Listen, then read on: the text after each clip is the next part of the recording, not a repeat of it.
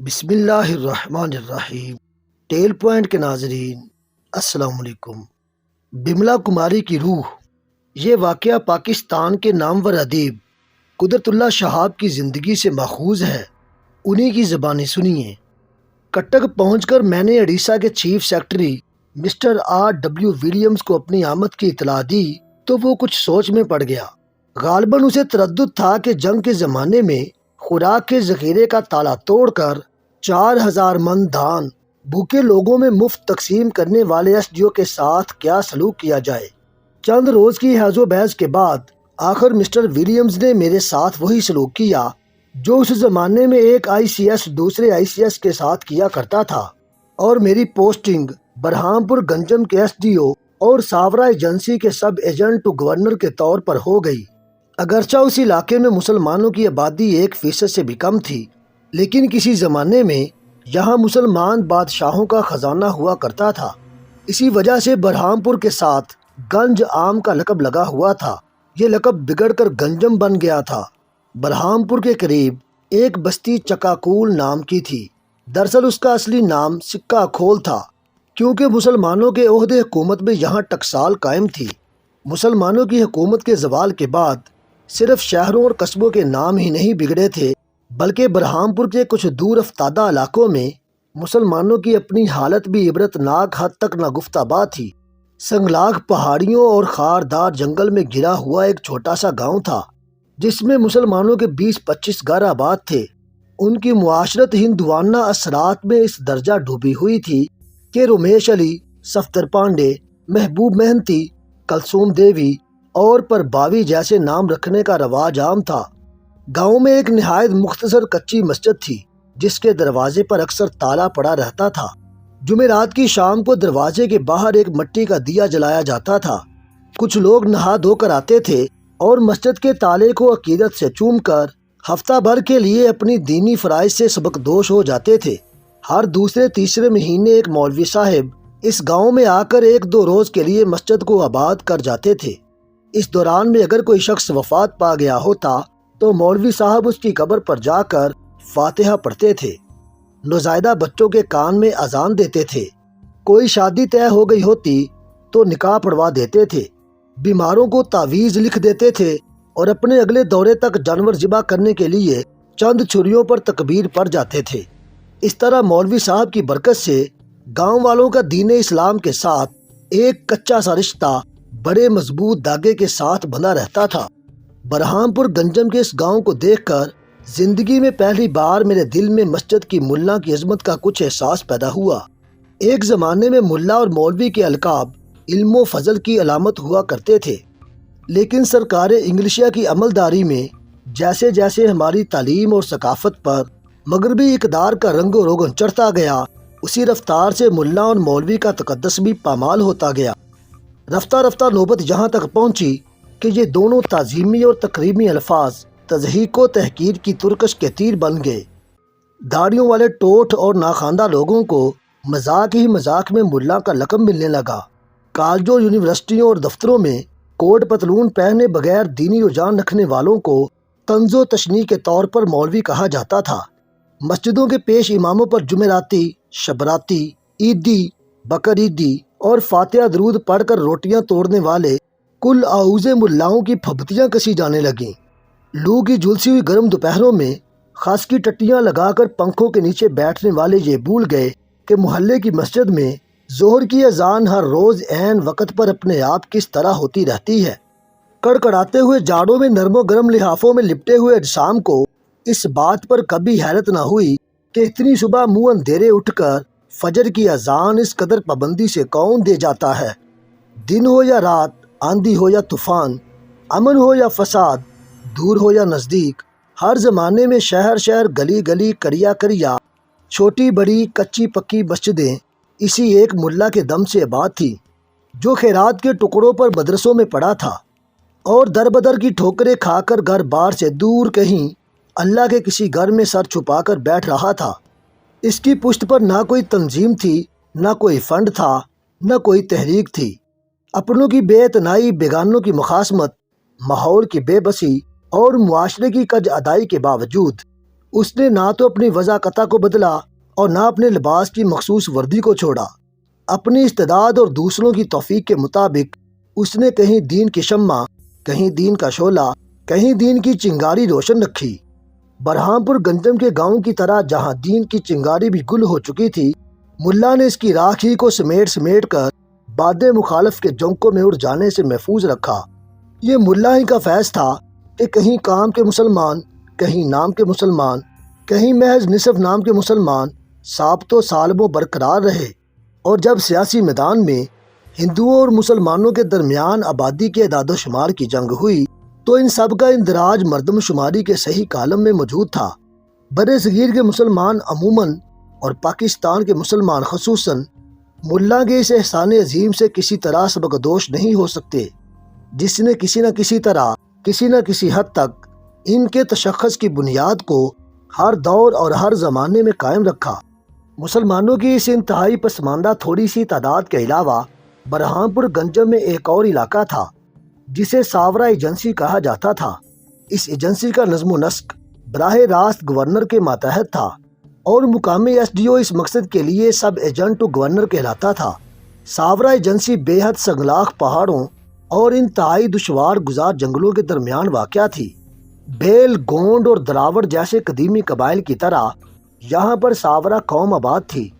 ان کی اپنی زبان تھی، اپنا لباس تھا اور اپنی الگ طرز معاشرت تھی۔ مرد صرف لنگوٹی باندھتے تھے، عورتیں کمر سے گھٹنوں تک کپڑا لپیٹتی تھیں اور بچے بالکل ننگ دڑنگ رہتے تھے۔ جو کی روٹی اور شکار کے گوشت پر ان کا گزارا تھا، اور پینے کے لیے وہ وسیع پیمانے پر جو کی شراب کشید کرتے تھے۔ ان پراچین لوگوں میں نہ جھوٹ بولنے کی عادت تھی، نہ چوری کا رواج تھا، نہ ڈاکہ زنی کا، نہ دھوکہ اور فریب کا۔ ان کی لڑائیاں فقط زن اور زمین پر ہوتی تھی۔ زر ابھی ان کی زندگی پر مسلط نہیں ہوا تھا، کیونکہ ان کا معاشی نظام چیز کے بدلے چیز کے لین دین پر مبنی تھا۔ ساورا ایجنسی میں پولیس کی ایک چھوٹی سی چوکی تھی، لیکن اسے کسی واردات میں تفتیش کی زحمت گوارا کرنے کا کبھی موقع ہی نہ ملتا تھا۔ اگر کہیں قتل ہو بھی جاتا تو ملزم مقتول کی گردن کاٹ کر اسے بالوں سے پکڑ کر ہاتھ میں لٹکائے خود پولیس کی چوکی پر حاضر ہو جاتا تھا۔ عدلیہ اور انتظامیہ کے اختیارات سب ایجنٹ ٹو گورنر کے پاس تھے، لیکن وکیلوں کو کسی مقدمے میں پیش ہونے کی اجازت نہیں تھی۔ وکیلوں کے علاوہ دوسرے لوگوں کے بھی ایجنسی کے داخلہ پر کڑی پابندی تھی۔ سفر کی دشواریوں کے علاوہ ایجنسی کے علاقے کی آب و ہوا ناخوشگوار تھی، زہریلے حشرات الارض کی برمار تھی اور کالا آزاد یرکان اور گردن توڑ بخار جیسی بیماریوں کی وبا عام تھی۔ باہر کے لوگوں میں سے صرف 2 شخص ایسے تھے جو وہاں مدت سے قیام پذیر تھے۔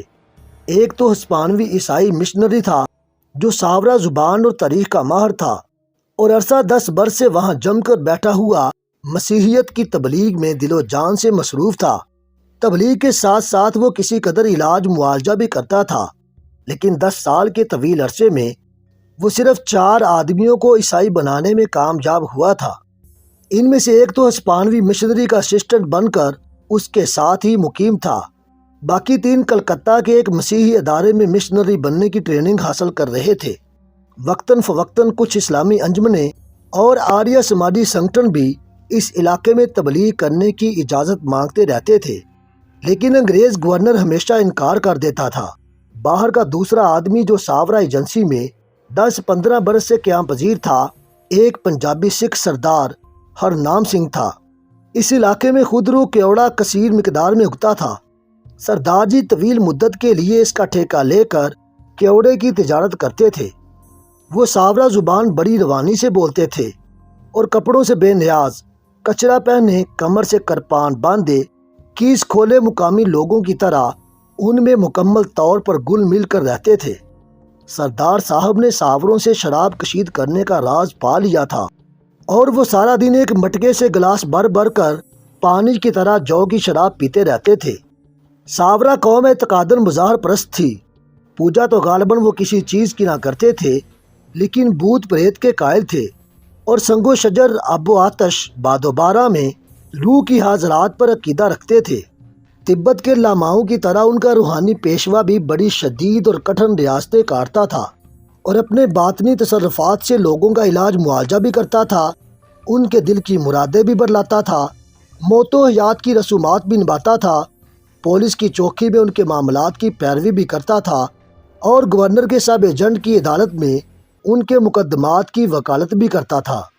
سب ایجنٹ کی حیثیت سے مجھے ہر دوسرے ماہ 10-12 دن کے لیے ساورا ایجنسی کا دورہ کرنا پڑتا تھا۔ ان دوروں پر ہم بچوں کے لیے رنگ برنگی میٹھی گولیاں، عورتوں کے لیے کانچ کی چوڑیاں، منکوں کے ہار، پیتل اور تانبے کی بالیاں، اور مردوں کے لیے چاقو چھریاں اور ربڑ کے چپل تحفے کے طور پر بانٹنے کے لیے اپنے ساتھ لے جایا کرتے تھے۔ ایجنسی میں سرکاری نرخ پر سالم بکرے کی قیمت 2 روپے تھی۔ 1 روپے میں 8 مرغیاں آ جاتی تھیں اور 4 آنے میں 50 انڈے مل جاتے تھے۔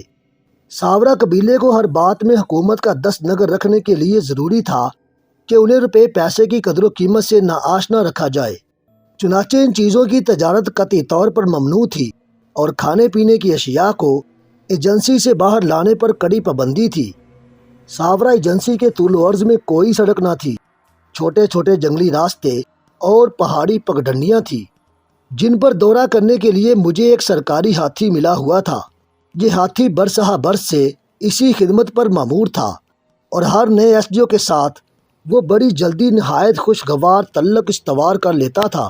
مجھے دیکھتے ہی وہ اپنی سونڈ مستک پر رکھ کر سلام کرتا تھا اور پھر انعام کے طور پر کسی کھانے کی چیز کا انتظار کرنے لگتا تھا۔ اگر کسی سلام کے بعد اسے اپنا متوقع انعام نہ ملتا تو وہ روٹھ جاتا تھا اور اگلی بار سونڈ ماتھے پر رکھنے کی بجائے ایسے ہی بے تنائی سے پینڈولم کی طرح ہوا میں گھماتا رہتا تھا۔ ہاتھی پر سوار ہونے کے لیے ہودج کے ساتھ بانس کی ایک چھوٹی سی سیڑھی لٹکتی رہتی تھی، لیکن ہاتھی کی اپنی خواہش یہی ہوتی تھی کہ میں اس کی سونڈ کے ساتھ لپٹ جاؤں اور وہ مجھے گیند کی طرح اچھال کر اپنی گردن پر ڈال دے۔ کبھی کبھی اس کی خوشنودی برقرار رکھنے کے لیے ایسا بھی کرنا پڑتا تھا، لیکن ہاتھی پر سوار ہونے کا آسان ترین طریقہ یہ تھا کہ ایک آدمی اس کی دم کو بائیں طرف کھینچ کر پائے دان سا بنا لیتا تھا اور دوسرا اس پر قدم رکھ کر پیٹھ پر کود جاتا تھا۔ ایک روز میں ہاتھی پر سوار ساورا ایجنسی کے ایک گھنے جنگل سے گزر رہا تھا کہ سامنے ایک درخت کے شاخوں سے بڑا موٹا سانپ نکلتا ہوا دکھائی دیا۔ سانپ کو دیکھتے ہی ہاتھی نے سونڈ اٹھا کر زور کی چیخ ماری اور پھر پیٹھ پھیر کر اس قدر بے تحاشا بھاگا کہ ہمارا ہودہ درختوں سے ٹکرا ٹکرا کر زمین پر گرنے کے قریب آ گیا۔ ہاتھی جب خوف اور غصے کی حالت میں بھاگ نہ رہا ہو تو اس کی چال بڑی مستانہ ہوتی ہے۔ اس کے ہچکولوں میں روانی اور تناسب کا ایسا باقاعدہ تواتر ہوتا ہے کہ مجھے تو اس کی پیٹھ پر بیٹھتے ہی نیند کا خمار چڑھنے لگتا تھا۔ خواب غفلت میں سرشار رہنے کے لیے اس سے بہتر سواری ملنا محال ہے۔ ہاتھی پر بیٹھ کر زمین پر چلنے والی مخلوق واقعی بہت فاصلے پر بڑی بے مایا، بے حد پست اور نہایت بے حقیقت نظر آنے لگتی ہے۔ میرا سرکاری ہاتھی اپنے محاوت کے مقابلے میں زیادہ عقل مند اور ہوشیار تھا۔ اگر کسی روز محاوت بے ایمانی سے کام لے کر اس کے راتوں میں ڈنڈی مار جاتا تھا تو وہ اسے اپنی سونڈ کے حلقے میں لے کر جکڑ لیتا تھا۔ ایسے موقع پر ایس ڈی او کو خود آ کر محاوت کو چھڑانا پڑتا تھا۔ محاوت ہاتھ جوڑ کر ہاتھی سے معافی مانگتا تھا اور بھاگ کر خوراک کی مقدار پوری کرنے کے لیے ایک ٹوکری میں اضافی راتب لے آتا تھا۔ اپنا پورا راشن وصول کرنے کے بعد ہاتھی محاوت کے منہ پر کوچی کی طرح سونڈ پھیر کر اس کے ساتھ صلح کر لیتا تھا۔ اس فہیم و سلیم اور خوش مذاق ہاتھی کے ساتھ میری رفاقت بہت کم عرصہ رہی۔ برہان پور گنجم میں 1 سال گزارنے کے بعد میرا تبادلہ کٹک ہو گیا اور اڑیسہ کے سیکٹریٹ میں مجھے ہوم ڈپارٹمنٹ میں پہلے انڈر سیکٹری اور پھر ڈپٹی سیکٹری مقرر کر دیا گیا۔ کٹک میں سرکاری رہائش گاہوں کی قلت تھی، خصوصاً غیر شادی شدہ افسروں کے لیے سرکاری مکان ملنا محال تھا، اس لیے میں کافی عرصہ کٹک کلب کے ایک کمرہ میں مقیم رہا۔ چند ماہ بعد جب صوبے میں کانگریس کی وزارت برسر اقتدار آئی تو شری ہر کرشن مہتاب چیف منسٹر مقرر ہوئے۔ باقی کئی محکموں کے علاوہ ہوم ڈپارٹمنٹ بھی ان کے چارج میں تھا۔ شری ہری کرشن مہتاب بڑے خوش مزاج اور خوش اتوار وزیر اعلیٰ تھے اور اپنے ساتھ کام کرنے والوں کے ذاتی مسائل میں بھی گہری دلچسپی لیا کرتے تھے۔ ایک روز میں چند فائلیں لے کر ان کے پاس گیا تو انہوں نے میرے مکان کا مسئلہ چھیڑ دیا۔ باتوں باتوں میں معلوم ہوا کہ کٹک کی سول لائنز میں ایک کوٹھی ہے جو سالہ سال سے غیر آباد چلی آ رہی ہے۔ جب کبھی کوئی کوٹھی میں رہائش اختیار کرتا ہے تو چند ہی روز میں چھوڑ کر چلا جاتا ہے، کیونکہ اس گھر کے متعلق مشہور ہے کہ یہ آسیب زدہ ہے۔ مہتاب صاحب نے کہا کہ اگر تم وہمی طبیعت کے مالک نہیں ہو تو بڑی خوشی سے اس بنگلے کو آزما کر دیکھ لو۔ میں کلب میں ایک کمرے کی گھٹن سے تنگ آیا ہوا تھا، اس لیے میں نے فوراً حامی بھر لی اور سول لائنز کی کوٹھی نمبر 18 میرے نام الاٹ ہو گئی۔ یہ ایک ہلکے زرد رنگ کی چھوٹی سی خوشنما کوٹھی تھی، جس کے گرد 1.5-2 ایکڑ کا وسیع و عریض لان پھیلا ہوا تھا۔ لان میں گھٹنوں گھٹنوں تک اونچی گھاس اگی ہوئی تھی اور چاروں طرف سوکھے ہوئے کالے پیلے پتوں کے انبار لگے ہوئے تھے۔ جا بجا سوکھے ہوئے اور تازہ گوبر پر مکھیاں بن بنا رہی تھی۔ ایک طرف جامن اور آم کے کچھ پیڑ تھے، جن کے نیچے بلیاں اور کتے وقتاً فوقتاً اپنی مخصوص آواز میں رویا کرتے تھے۔ دوسری طرف پیپل کا پرانا درخت تھا، جس کی شاخوں سے بے شمار کالی کالی بوری بوری چمگادڑیں الٹی ٹنگی رہتی تھی۔ کوٹھی کے عقب میں ایک کچا تالاب تھا، جس کے پانی پر سبز کائی کی دبیز طے جمی ہوئی تھی اور کناروں پر مینڈکوں، جھینگروں اور دوسرے کیڑوں مکوڑوں کا جم غفیر موجود رہتا تھا۔ کوٹھی سے کوئی 150-200 گز کے فاصلے پر باورچی خانہ تھا، اسی کے ساتھ 2 سرونٹ کوارٹر تھے، جن میں میرا کشمیری خانسامہ رمضان اور بنگالی ڈرائیور روز محمد رہتے تھے۔ 18 سول لائنز میں ایک ڈرائنگ روم، ایک ڈائننگ روم اور 3 بیڈ روم تھے۔ میں نے اپنے استعمال کے لیے جو بیڈ روم منتخب کیا، اس کا ایک دروازہ ڈائننگ روم کی طرف کھلتا تھا، دوسرا دروازہ اور ایک کھڑکی برآمدے میں کھلتے تھے، جس کے سامنے عقبی لان کا وسیع پھیلاؤ تھا۔ اس بیڈ روم کے ساتھ ایک ڈریسنگ روم اور غسل خانہ بھی ملحق تھا۔ ایک رات میں سب دروازے اور کھڑکی بند کر کے بستر پر لیٹا کتاب پڑھ رہا تھا۔ میرے پاس کوئی ٹیبل لیمپ نہیں تھا اور بجلی کا سوئچ پلنگ سے دور والی دیوار پر لگا ہوا تھا۔ 11 بجے کے قریب میں نے کتاب بند کر کے تھپائی پر رکھ دی اور بجلی بجھانے کے لیے اٹھنے لگا تھا کہ پیتل کا سوئچ کھٹاک سے بجا اور بجلی اپنے آپ بجھ گئی۔ بقیہ حصہ انشاءاللہ ہم اگلی قسط میں بیان کریں گے۔